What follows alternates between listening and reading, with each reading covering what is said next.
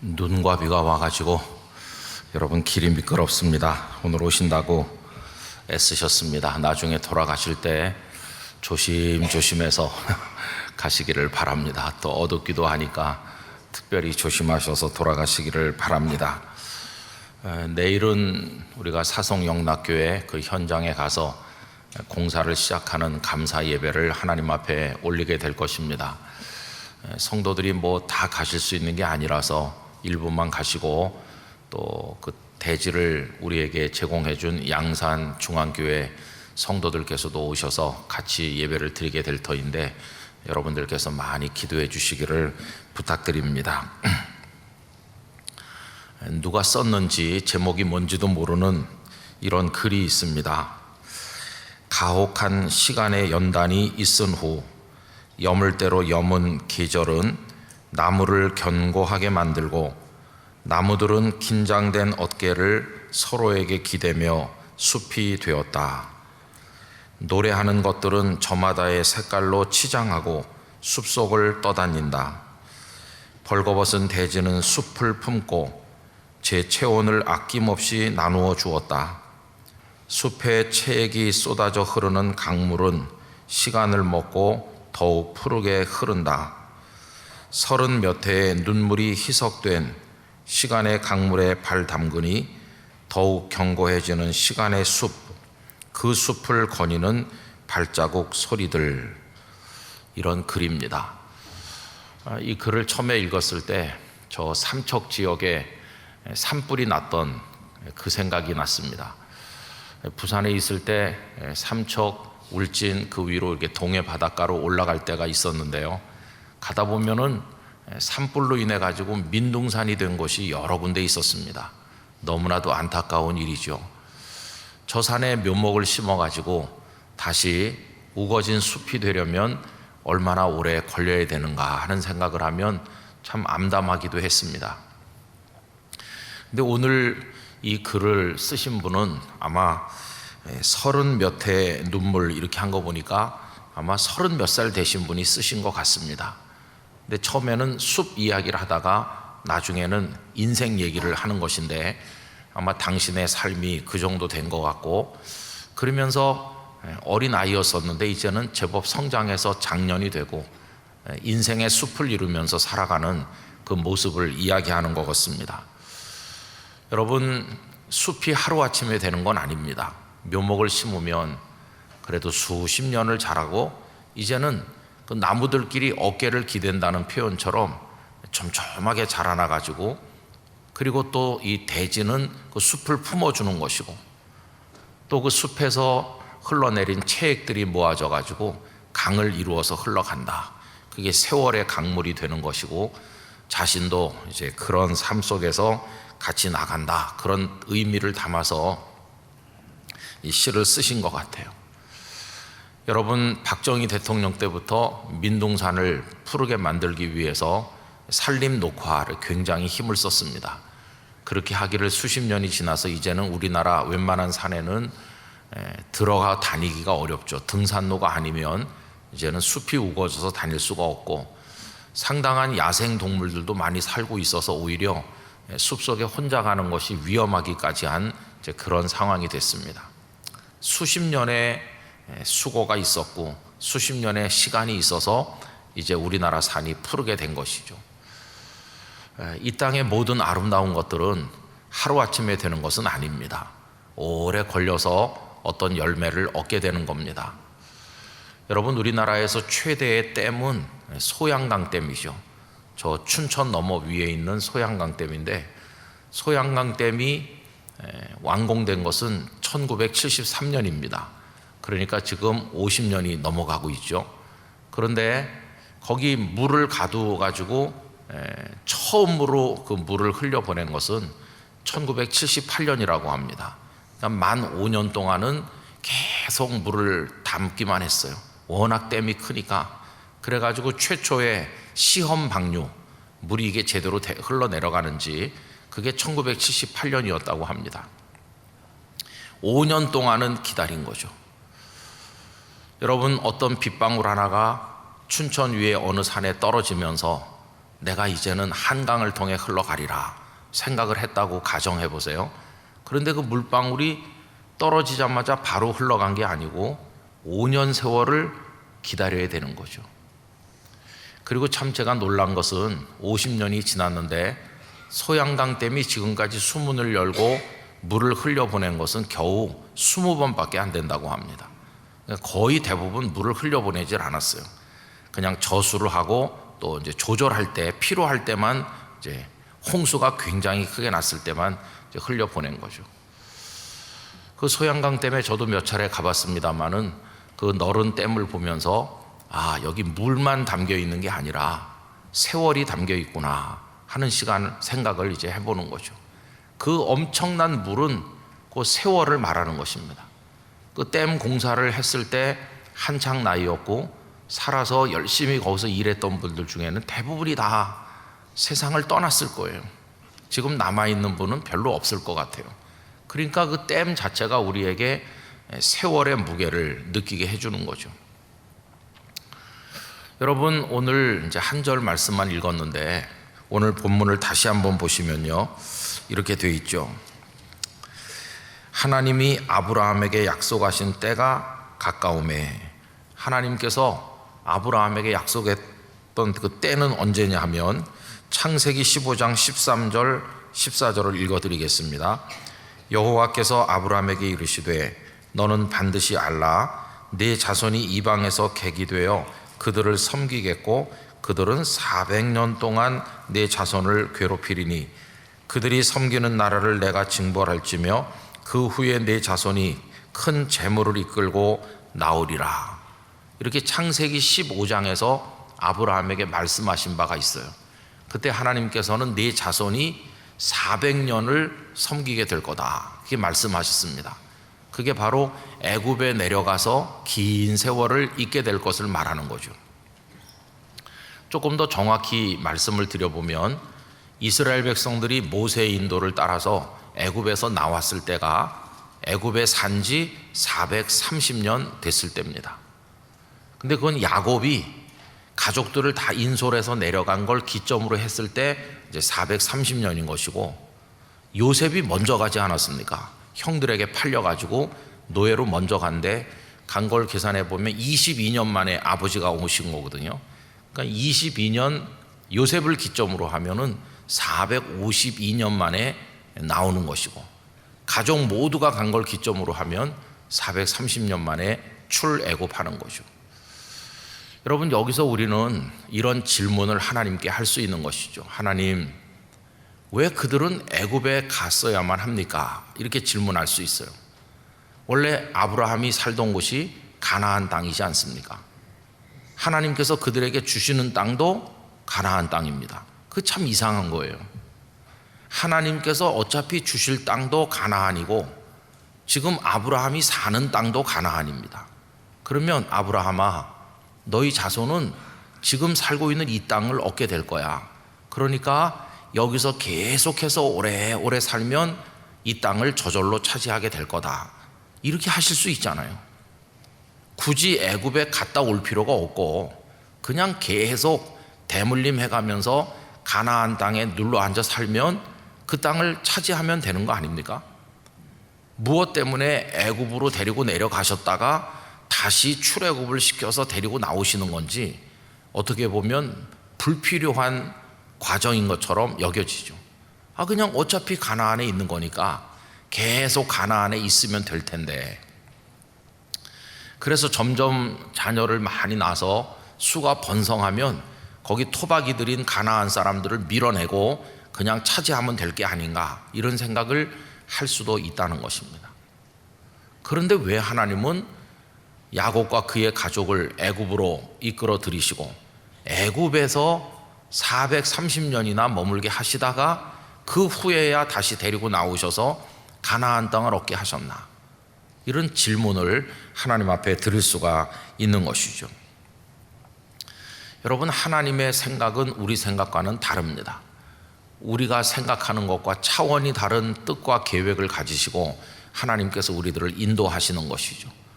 여러분, 하나님께서 우리를 높고 높은 당신의 뜻을 따라 이끌고 가고 계시다는 사실을 여러분들이 믿으시나요? 그걸 인정하시나요? 이게 하나님이 하시는 일인데 참 이해가 안 되는 일이 있는 거예요. 그럼 왜 그렇게 하셨을까를 이제 인간적인 지혜를 짜내서 하나님이 왜 그렇게 하셨나 이렇게 더듬어 생각해 보면서 여러 다른 성경 말씀들을 이제 읽어보게 되는 것이죠. 그때 깨닫는 게 있어요. 하나님께서는 마치 소양강 댐의 물을 오랫동안 저장하신 이후에 흘려보내게 하는 것처럼 민둥산에 수십 년 세월이 흘러야 숲이 우거지게 하는 것처럼 하나님께서는 그들을 특별한 장소를 준비하셔서 거기서 성장하게 만드셨구나 하는 생각이 들어요. 그러면 이스라엘 백성들이 총리로 있는 요셉을 만나러 다 같이 내려가 가지고 그들이 머물러 정착한 곳이 어디였습니까? 고센이라는 곳이죠. 고센 땅에 그들이 거주했어요. 저는 이 고센 땅은 하나님께서 그들이 채워지기까지 준비해 놓으신 그 댐과 같다고 생각합니다. 너희들은 흘러내려가기 전에 여기서 큰 민족이 될 때까지 기다려야 된다. 여기서 다 찰 때까지 시간을 좀 보낼 필요가 있다. 이렇게 하신 겁니다. 우리가 상식적으로 생각해 보면은 여러분 그 가나안 땅에 지금 아브라함이 살잖아요. 근데 아브라함이 땅 한 평도 없어요. 그냥 거기서 이렇게 양떼 몰고 왔다 갔다 하다가 그러다가 사라가 세상을 떠났기 때문에 처음으로 산 땅이 그 막벨라 굴 묘지로 쓰기 위해서 밭을 산 거죠. 그리고 이삭도 뭐 거기 여전히 떠돌아다니는 거지 땅을 샀고 성을 쌓거나 이렇게 정착한 게 아니잖아요. 야곱은 어떻습니까? 야곱도 마찬가지예요. 외삼촌 집으로 갔다가 돌아와가지고 여전히 거기서 그렇게 돌아다녔어요. 그러니까 아브라함도 야곱도 그 이삭도 이 세 사람은 아무도 가나안 땅에서 땅을 차지하고 눌러 앉았던 사람이 아닙니다. 그래서 여러분 나중에 신명기 26장에 가보면 이스라엘 백성들이 가나안에 들어간 다음에 농사를 지어가지고 첫 곡식을 거두거든 하나님 앞에 광주리에 담아가지고 가서 드리면서 다음과 같이 고백하라 하신 말씀이 신명기 26장에 나오죠. 근데 그 고백하라고 시키신 말씀의 내용이 이렇게 시작되죠. 내 조상은 방랑하는 아람 사람으로서 애굽에 내려가 거기에서 소수로 거류하였더니, 여기 내 조상이 누굽니까? 아브라함, 이삭, 야곱인데 그들은 어떤 사람들이었느냐? 방랑하는 아람 사람이었습니다. 땅 한 평도 없이 떠돌아다녔습니다. 그런데 우리가 애굽에 내려가서 거기 소수로, 남자들만 따지니까 70명밖에 안 됐어요. 소수로 거류했었는데 거기에서 그 하나님이 머물게 하신 고센 땅, 거기에서 크고 강하고 번성한 민족이 되었는데, 이렇게 합니다. 그러니까 하나님께서는 그들을 집중해서 큰 민족이 되게 만드는 그곳으로 고센 땅을 정해 놓으신 걸 알 수 있습니다. 만약에 그들이 애굽에 내려가지 아니하고 가나안 땅에서 수가 퍼졌다고 그러면 어떤 일이 생겼을까요? 이미 가나안 땅에는 많은 사람이 살고 있는 거예요. 그런데 아브라함이라는 사람이 흘러 들어오더니 세월이 지나니까 그 후손들이 점점 퍼져가지고 우리 땅을 차지하고 사네. 그러면 그 원주민들이 그들을 가만 놔뒀겠어요? 아마 굉장한 해코지를 당하거나 아니면은 그 대가 내려가면서 가나안 원주민들하고 피가 섞여가지고 그래서 그냥 가나안 원주민들화 되었을 거예요. 가나안 사람화 돼가지고 이스라엘의 핏줄이라고 하는 그 정체성, 이스라엘 민족이라고 하는 걸 형성하기가 불가능했을 거예요. 그냥 가나안 사람 속에 섞여가지고 다 그들과 더불어 결혼하는 거죠. 그걸 보여주는 예가 아브라함의 조카 롯입니다. 롯은 농사짓기 좋고 목축하기 좋은 곳을 찾아서 소돔성으로 들어갔잖아요. 그리고 유황불이 내릴 때 보면은 하나님의 사자께서 너에게 속한 사람들을 이끌어내라 이렇게 할 때 거기 누가 등장합니까? 두 딸과 결혼하기로 약속되어 있는 예비 사위들이 등장하잖아요. 벌써 롯은 소돔 사람들을 사위로 맞이하기로 다 정해 놓은 거예요, 이게. 그러니까 이 롯의 딸이 소돔 사람들과 결혼한다는 거는 그냥 다 그들처럼 섞여 살고 없어지고 마는 거예요. 그들 중에 일부로 그냥 동화되고 마는 거죠. 계속 가나안 땅에 살았다면은 아브라함의 후손들이 수가 많아지면서 다 핏줄이 섞여가지고 그냥 가나안 사람처럼 되고 말았을 거예요. 그런데 하나님께서는 그들이 그렇게 동화돼가지고 오염되고 우상을 숭배하는 자들의 일부가 되기 전에 따로 이렇게 딱 떠내가지고 그들을 애굽으로 옮긴 거예요. 애굽으로 옮겼는데 참 놀라운 사실은 애굽의 전역에 흩어져 살면서 애굽 사람들과 결혼하고 그렇게 하지 않게 하셨어요. 고센이라는 땅을 딱 준비하셔서 그 안에다가 딱 이렇게 심어 놓으시고, 마치 고센 땅은 이스라엘 백성들만을 위한 온실과 같아요. 여기는 애굽 사람들은 살지 않아요. 이스라엘 사람만 사는 곳이에요. 그러니까 피가 섞이지 않고 거기서 그들이 계속 번성해 가지고 이스라엘이라는 민족 공동체를 형성할 수 있게 된 것이에요. 여러분이 고센이라는 곳은 참 놀라운 곳이에요.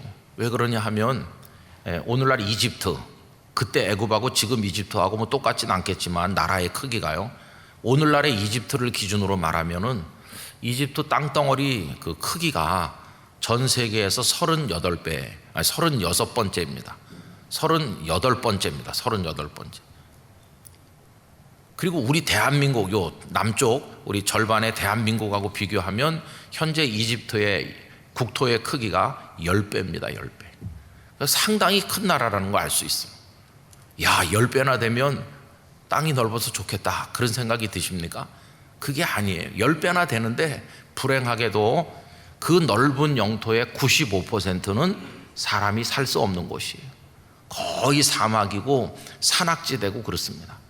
사람이 살 수 있는 곳이라고 하는 것은 전 국토의 5%밖에 안 되는데 그게 나일강 쭉 흘러내려오는 그 강가뿐이에요. 강가뿐. 그래서 애굽의 문명이라고 하는 것은 나일강을 끼고 발생한 겁니다.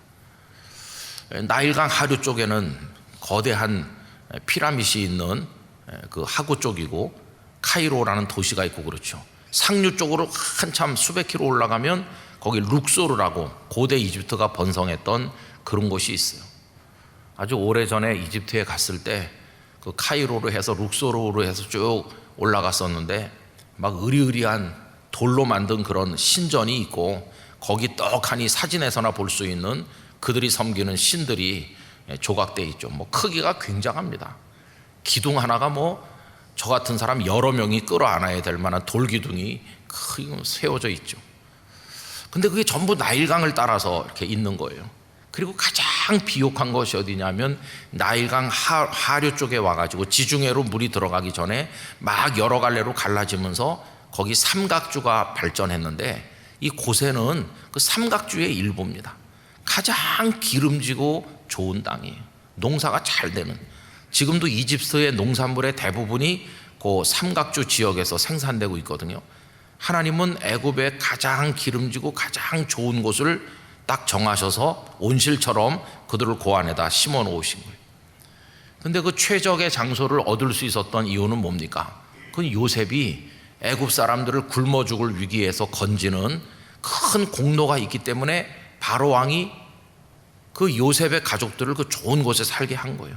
더군다나 그 창세기 말씀에 보면 요셉이 형님들에게 뭐라고 이야기합니까? 바로를 만나거들랑 우리는 목축하는 사람입니다, 그렇게 말하라고. 근데 애굽 사람들은 목축하는 사람을 부정하게 여긴다. 부정하게 생각해서 요셉에게 너희 가족을 좋은데 그냥 살게 해라 이러고 말은 거죠. 근데 요셉은 제일 좋은 곳에다가 가족들을 살게 한 거예요. 그리고는 이제 그들만 살기 때문에 애굽 사람들과 뭐 잦은 왕래를 하고 결혼을 하고 그런 게 없어요. 그래서 12지파가 고스란히 거기서 세월이 흐르는 동안에 번성했어요. 430년 만에 그들이 출애굽할 때는 큰 민족이 됐어요. 이제는 가나안 땅에 들어가도 가나안의 백성들에게 핍박을 받거나 가나안 사람들과 뭐 피가 섞여서 없어지거나 그러지 않고 이스라엘이라는 구별된 정체성을 가지고 가나안을 점령할 수 있는 힘을 가지게 된 거예요. 그 힘을 키우는데 하나님은 430년이라는 시간을 보내게 하셨고, 그리고 그들을 고센이라는 기름진 땅에서 살도록 하신 거예요. 여러분, 이렇게 생각을 해놓고 보면은 하나님께서 정하신 그 시간과 애굽이라는 곳으로 보내셨던 이유가 뭔가 하는 것을 우리가 이해할 수 있는 것이죠. 그냥 고생시키려고 괴롭히려고 보내신 게 아니라 하나님만의 특별한 계획이 있었다는 사실을 알 수 있어요.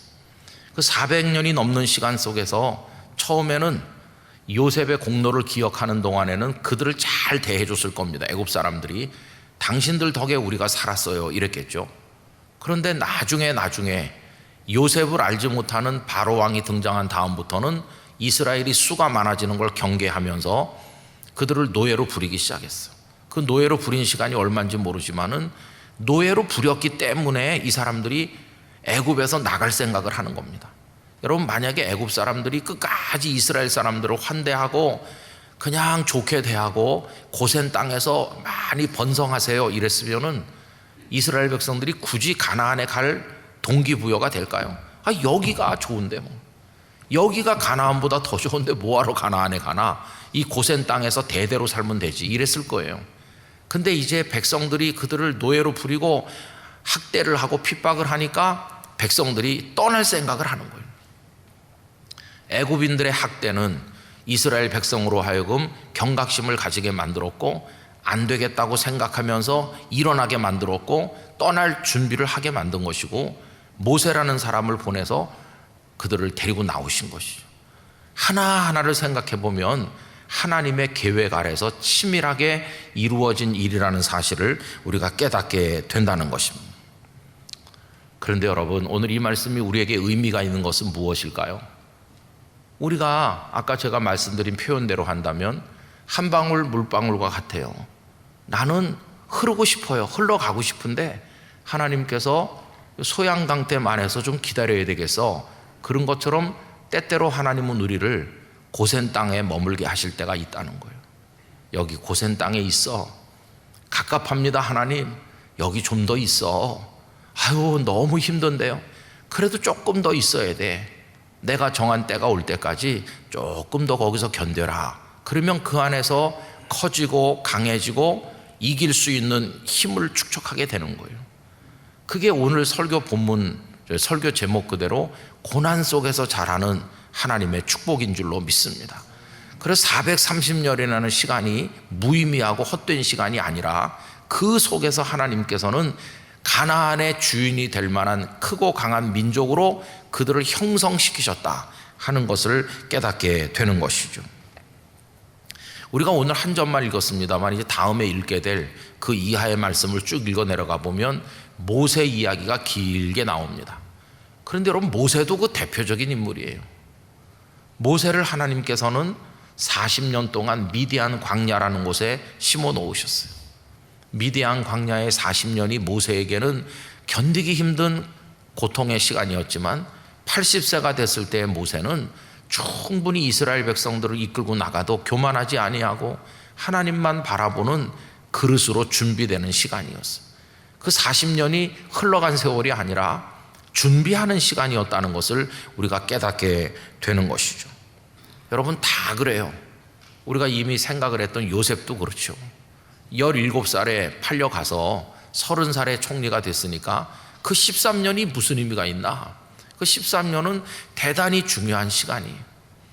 여러분 기억하시는지 모르겠지만 제가 우리 영락교회 산상기도회 강사로 왔을 때 그때 그런 얘기를 했었어요. 그 13년이 무슨 의미가 있는가? 17살의 요셉은요 형편없는 사람이었어요. 왜냐하면 자기밖에 몰라요. 채색 옷 자기 혼자 입고 거들먹거리면서 형제들하고 아주 좀 문제가 많은 사람이에요. 요셉은. 두 번째 요셉의 문제는 형님들이 잘못하면 덮어줄 생각을 안 하고 아버지에게 가서 고자질을 하는 그런 스파이 같은 역할을 했어요. 17살의 요셉은 인격적으로 보면은 자기밖에 모르고 덮어줄 줄 모르는 그런 사람이었어요. 이런 사람이 어떻게 큰 일을 하는 지도자가 되겠습니까? 안 되는 거죠. 근데 하나님은 그를 그 거들먹거리고 자기밖에 모르는 그를 가장 밑바닥에 던지셨어요. 밑바닥에 가서 남을 섬기는 자가 되게 하셨어요. 남을 섬기는 자로 긴 세월을 살다 보니까 자기밖에 모르고 거들먹거리던 그 교만이 다 부서졌어요. 뿐만 아니라 그는 나중에 어떤 사람으로 바뀌었느냐 하면 용서하는 사람으로 바뀌었습니다. 그래서 형님들이 와가지고 요셉을 만나서 두려워했잖아요. 저 동생이 우리한테 복수하면 어떡하나. 그랬지만 요셉은 하나님께서 나를 먼저 보내신 겁니다. 이 흉년에 살아남게 하려고 하면서 형님들을 절대 원망하지 않았어요.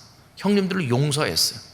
옛날 같으면 형님들의 잘못을 다 고자리를 했던 그 요셉이라면 아버지에게 형들이 자기를 팔아먹었다는 걸 다 고자질했을 텐데 일절 얘기하지 않았어요. 여러분, 사람이 달라졌잖아요. 준비됐잖아요. 이제는 큰 강으로 바다로 흘러내려가도 좋을 만큼 준비된 거예요.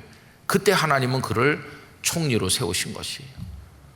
하나님은 뜻이 있으셔서 그를 보디발의 집, 그리고 감옥이라고 하는 곳에 두셨구나.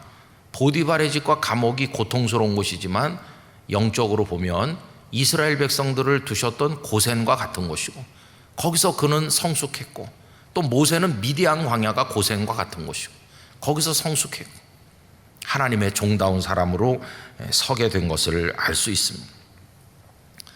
여러분, 우리도 살면서 어려운 게 그거예요.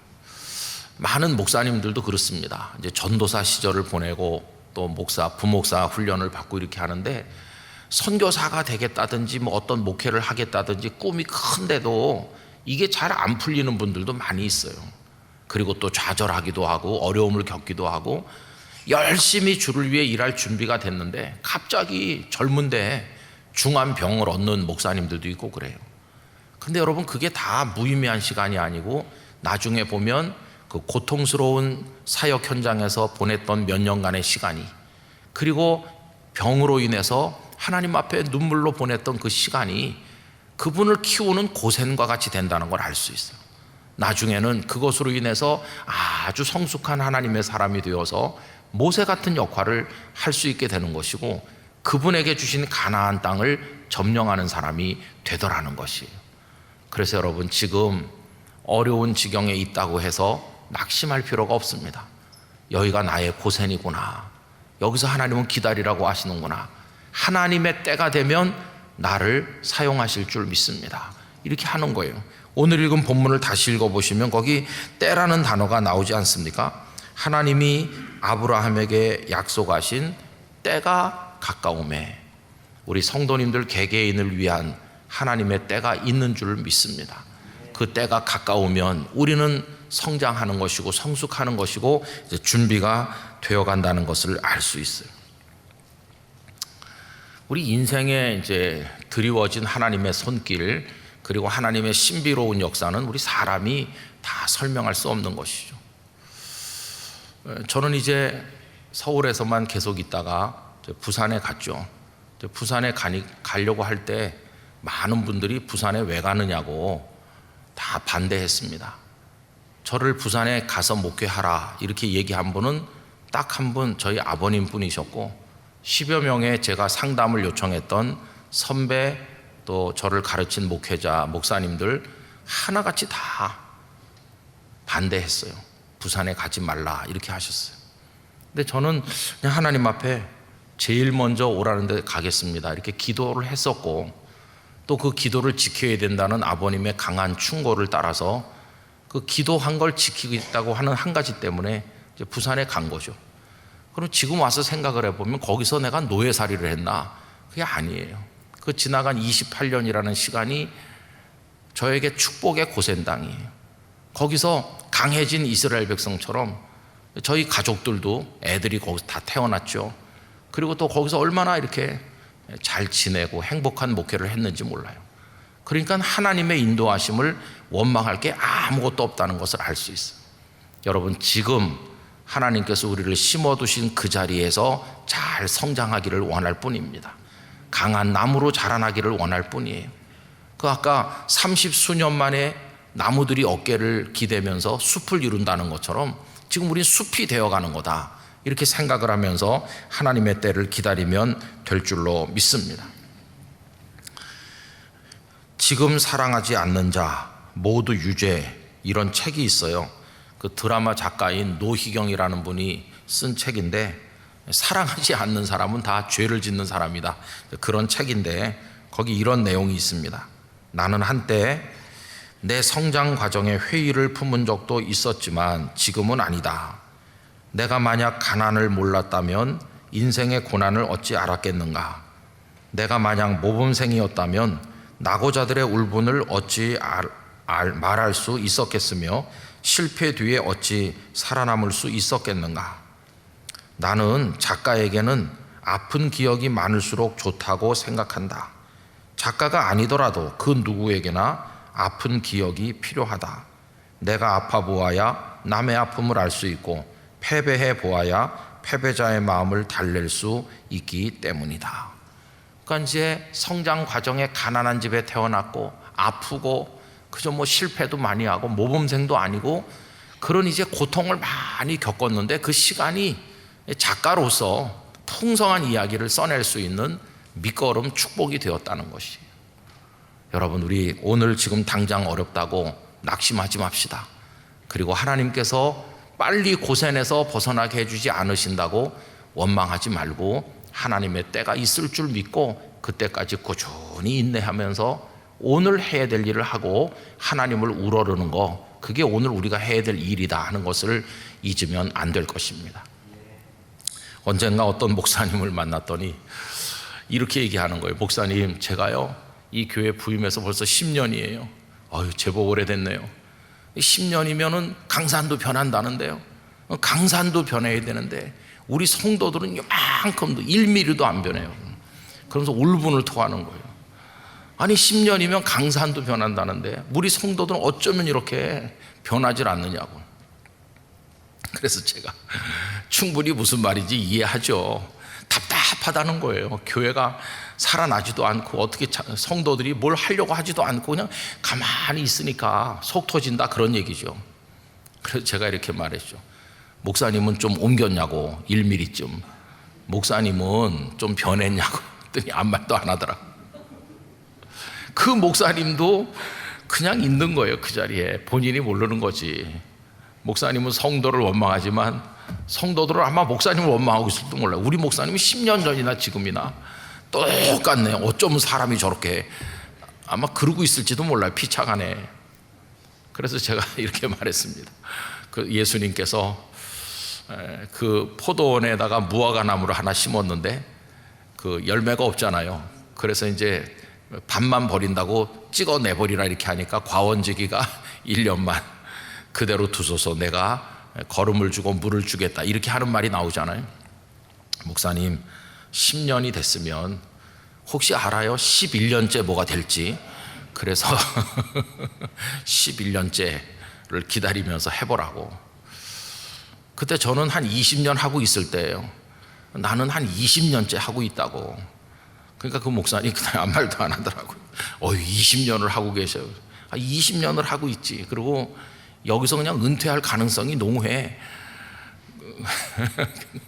영락교회 올 줄 몰랐거든요. 다 마찬가지죠, 여러분. 우리 영혼의 순례 과정을 보면은 겉은 뭐 이렇게 변해요. 겉모습은 이 직장에 다니다 저 직장에 다니고 뭐 이렇게 다를 수 있어요, 환경은. 그러나 우리 영혼이 어떤가는 늘 생각해 보면 우리가 어려움을 겪을 때도 있는 거예요. 그러나 여러분, 하나님은 다 계획이 있으십니다. 하나님의 때가 있는 거예요. 우리를 성숙시키시고 훈련하시는 때임을 알고 그 고난 속에서도 축복이 자라나고 있다는 걸 안다면 우린 소망을 가지고 오늘 해야 될 일을 하면서 하나님을 신실하게 의지해야 될 줄로 믿습니다. 우리를 이끌어 가시는 하나님께 우리를 맡기는 것이에요. 여러분, 한 분 한 분의 인생의 스토리에서도 이스라엘 백성을 인도하신 하나님의 이야기가 나타나게 될 줄로 믿습니다. 그 하나님을 신뢰하며 나가시기를 간절히 기원합니다. 기도하겠습니다. 아버지 하나님, 인간적인 생각으로 납득되지 않고 왜 하나님은 이렇게 하실까 의문이 들 때도 있습니다. 그러나 지나놓고 나서 곰곰이 생각해 보면 그때 그렇게 하셨기에 아름다운 승리가 있었음을 알게 됩니다. 하나님의 때가 있을 줄 믿고 하나님의 방식이 있을 줄 믿습니다. 지금은 고난인 것 같아도 그 속에서 축복이 자라나고 있음을 믿게 하여 주시옵시고 하나님을 신뢰하면서 오늘이라는 시간에 감사하며 살아가게 하여 주옵소서. 예수님의 이름으로 기도드리옵나이다. 아멘.